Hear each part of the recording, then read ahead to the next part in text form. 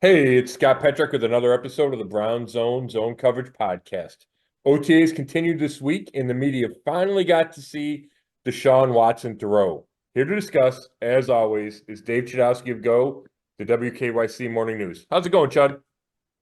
It's going well, Scott. We finally got to see him, huh? You with your very own eyes, Deshaun Watson throw the football. Yeah, I felt like we needed to talk about that, Chud, because we've been waiting and waiting, right? Since surgery in November, since he started throwing in mid-March. Last time we talked to him was in April. We saw a couple of videos the Browns put out last week, but we didn't get to see him throw last week. So it felt like a long time coming. And I got to tell you, it felt a little anticlimactic, right? Because I'm watching him throw, and I've watched him throw and quarterbacks throw forever. But I do think it's meaningful, and I think it's substantial when we talk about the impact of his right shoulder on the 2024 season. So, what was the consensus out there? I mean, amongst the people, did you break it down with anybody? Or did you feel like you saw enough with your own eyes to really have a strong enough opinion? Feel you know what I mean? Yeah, It's just like we talk. We analyze things on TV and the radio and stuff like that. Did you think he looked pretty good? I did. And to answer your question, I formed my own opinion, right? I watched it, I took notes. But then, yeah, you have discussion, right? Like, hey, what'd you think? What'd you see? And here's my opinion, which I didn't have anybody fight me on. He looked good throwing the ball. It looked easy, right? I didn't feel he had to put a whole lot of effort into the throws. Um, he threw the ball short, long, over the middle to the sideline. It didn't feel like he was restricted very much in where he could throw the ball. Um, the longest throw I saw him make was 40 yards or about 40 yards. And coordinator Ken Dorsey said he hadn't seen him make a lot of those throws so this would have been his fourth throwing session in OTAs because he's been day on, day off. So he said he hasn't seen him make a lot of those deep throws, but he did, and that's part of the progression. Now, Andrew Berry, the GM, more than a month ago, said he was throwing the ball 40 yards down the field. So I don't think it's that he couldn't do it. It's just you're in practice, right? It's a different setting than, hey, we're going to test the arm. Can you throw it deep? Those kind of things. So I think that it was part of just the routine and part of, okay, that's where the read took me. I'm going to throw it deep. I think it's a good sign. So it came out easy. I never saw him show any discomfort. You know how it is, Chud. I mean, you've thrown the ball, you've played sports, right? If something's bothering you, you do something and then you kind of flex it out, right? Or you shake it out. Anytime your arm hurts or your leg hurts, whatever. I didn't see any of that, and I was watching after throw after throw. So from that part, he seemed normal. Kevin Stefanski a week ago said he looked like himself, and I would agree. The only thing, well, there's two things. He's not 100%, at least I'm not going to say he doesn't feel 100% because I don't know that, and he hasn't talked since April. He's not taking every rep. So even in the drills he participated in, he did individual drills, and then when they installed the offensive plays, he would run it. He would run the play and throw the ball. He didn't do 7-on-7s at all. But even in those other individual drills, he would take some reps off, and Jameis Winston and Tyler Huntley would get more reps.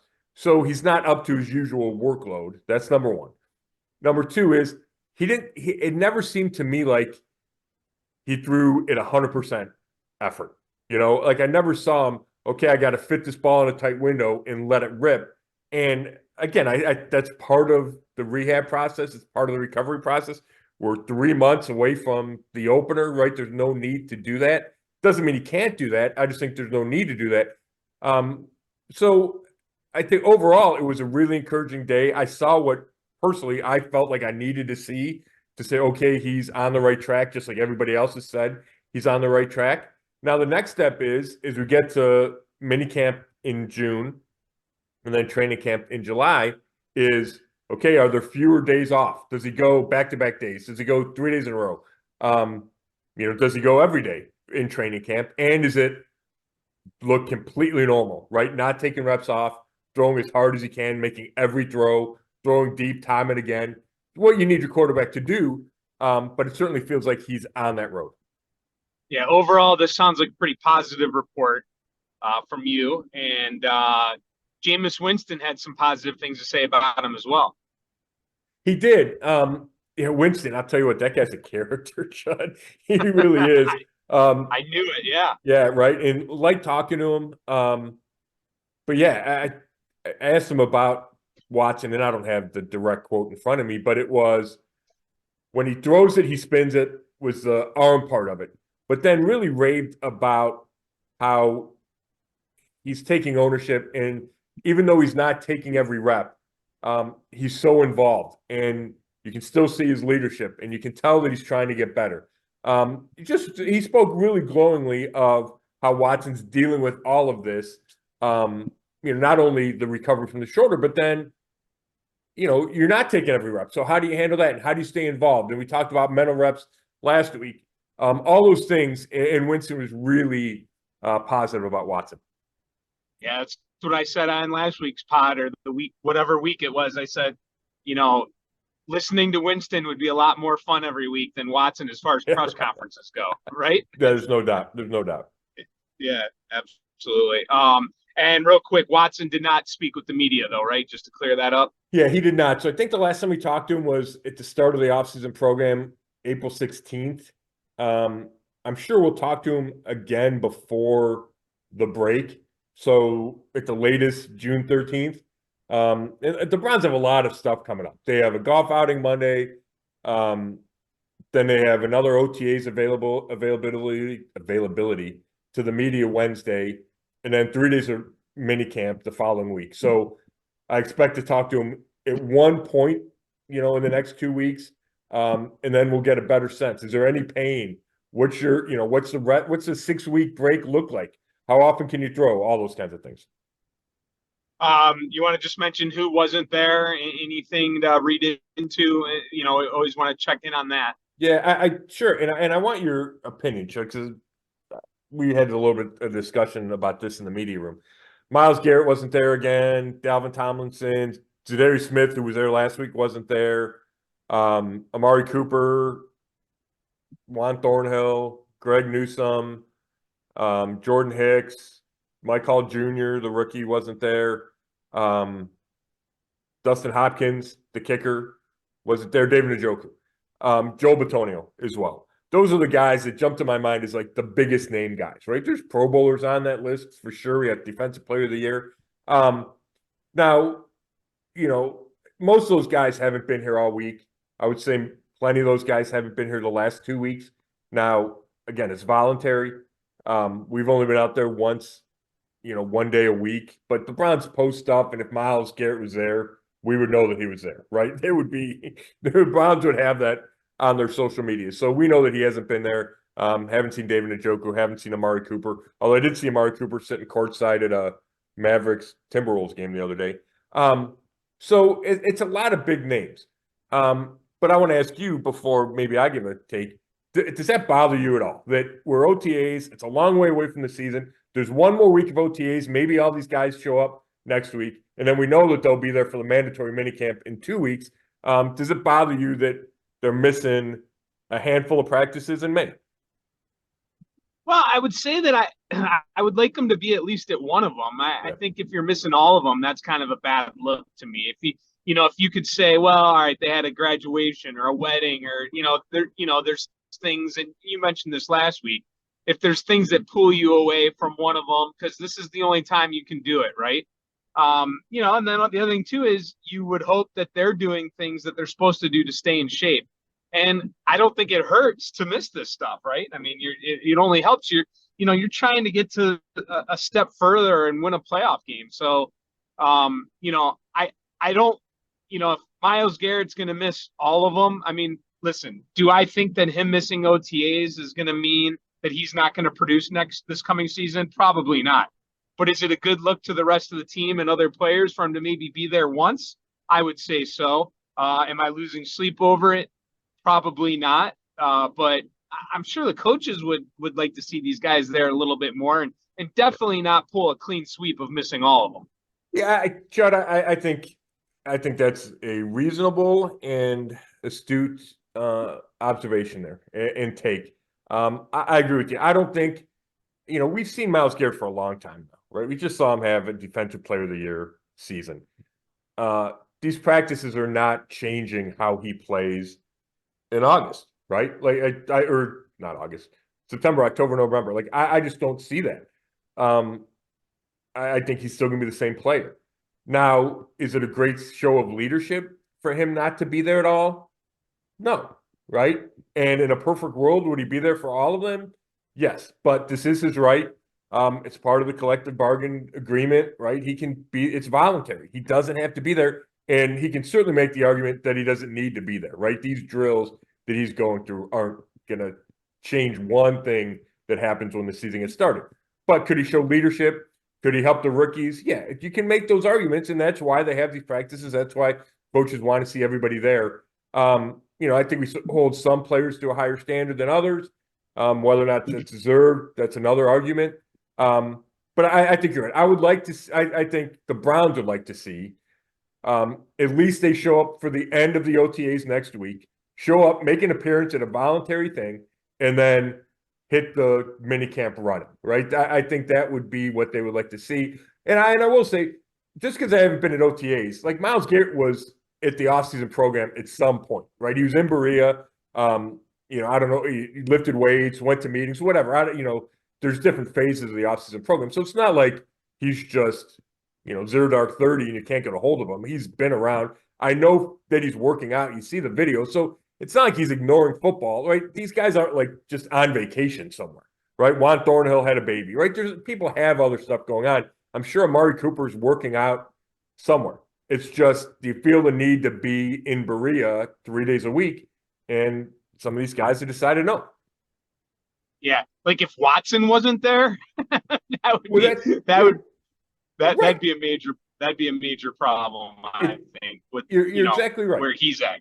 Yeah, quarterback matters, right? Coming off an injury matters. Last year, I think Myles Garrett and a bunch of the defensive guys were there because it was the start of Jim Schwartz, the system, right? You wanted to get in, kind of coordinated with that. And this year, you have Ken Dorsey on offense. So, I think there's a change there. So I think all those things matter. But I'll tell you this, when you get to training camp, you tend to forget who was, when you took attendance in May, that kind of goes out the window by the time you get to training camp. I think leadership was a good word that you used, but, and I can incorporate it to my own job, and whether it was in the sports department or news. I mean, we have our days off, but, if like a big news event happens or a big sports, especially when I was in the sports department, if something happened big on my day off, there are a lot of days I'd go in, because you're helping your teammates out, right? Especially in a low, and this, your job, right? I mean, you don't, there's not a lot of bodies, right? So you got to be there to help when you can. So, it's about being a teammate. But again, you make a good point. It's like come training camp, probably going to forget. And, at the end of the day, I think Myles Garrett, I'm just bringing him up, or Amari Cooper, I think they have a pretty good idea of whether this is going to affect how they're viewed in the locker room, right? Yeah, I think that's fair to say. And I would also say I think they have a great idea if it's going to affect how they play, right? Like Amari Cooper's been here for a couple of years. I feel like, I never get a sense that you really know some of these guys or a lot of these players because your interactions are all, in kind of specified windows, right? Having said that, like I feel Amari Cooper is a team guy.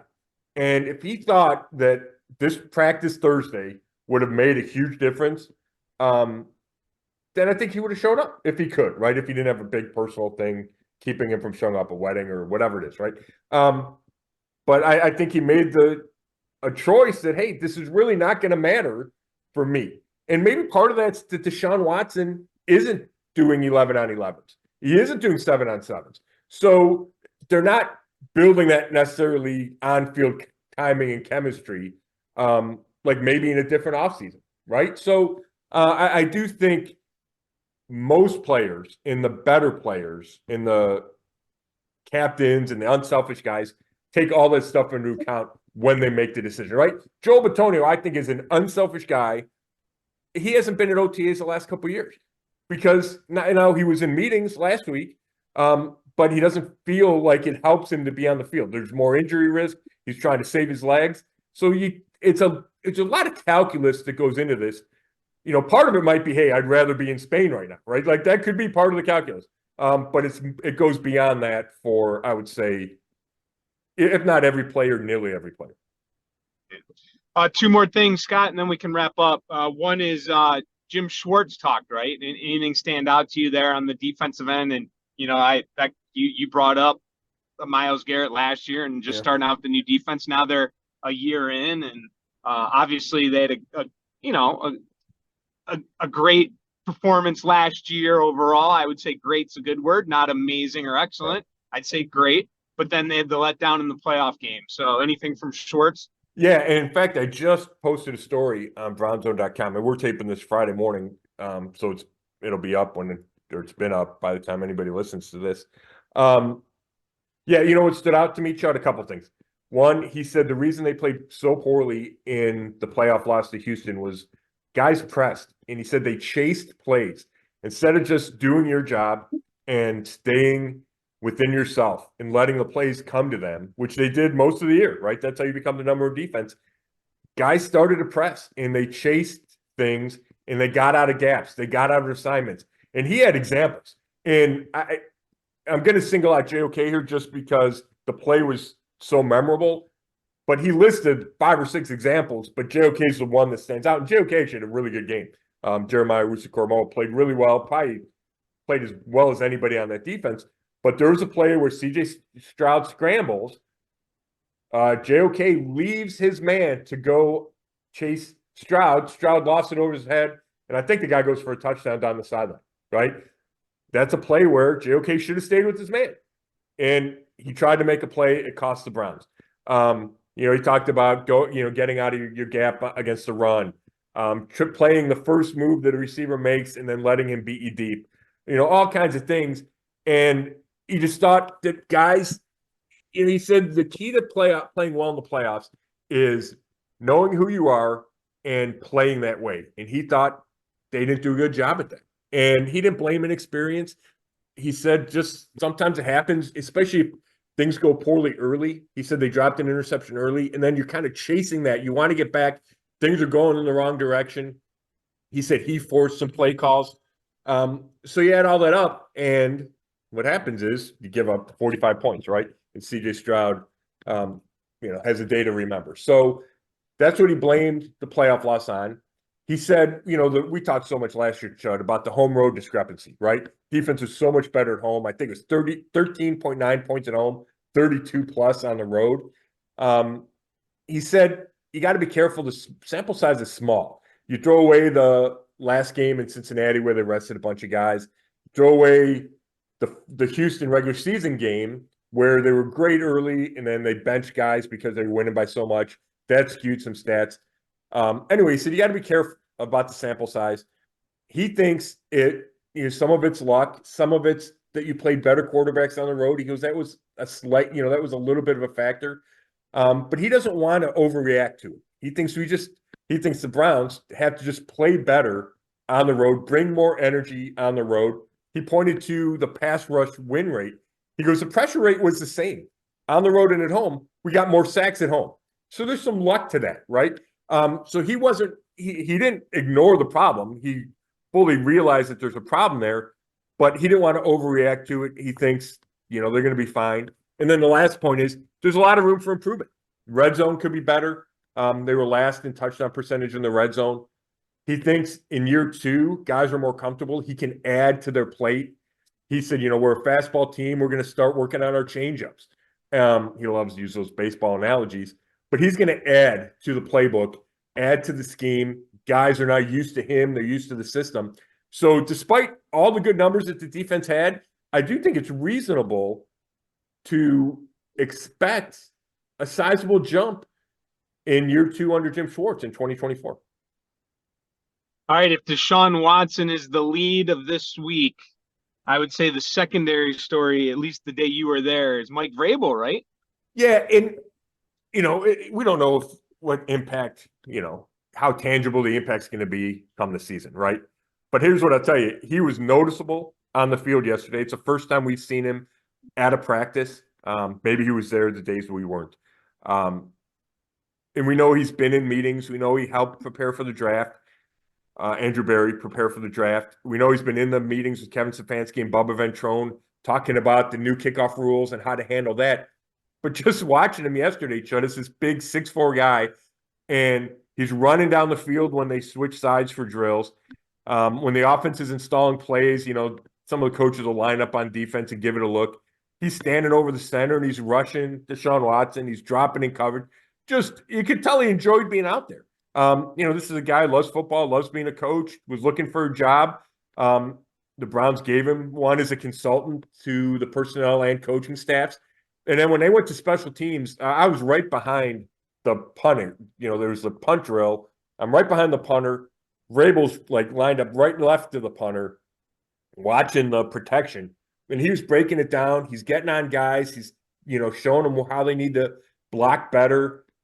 Just really involved. And, I think just an excellent resource for Kevin Stefanski, for Andrew Berry, for Jim Schwartz, because they work together in Tennessee, for Bubba Ventrone, the special teams coordinator. He could be like this hidden gem. If the Browns have success this year, you have another big-name coach, a really smart football mind in the building, and just watching yesterday, extremely engaged. Yeah, that's great to hear. No question about it. All right, great to hear is nap time for me and maybe a little golf for you. I don't know. We'll see. We'll see if I get there on time. No, we're gonna go. I might miss the first couple of holes, but we're gonna get there, play a little golf with a couple of writers. And then Chud, we'll talk again next week. It's gonna be a busy Browns week. They have their golf outing Monday, and people will talk there. We watch practice Wednesday. Kevin Stefanski he's starting that charity foundation. The Brothers Keepers, I believe is the name of it.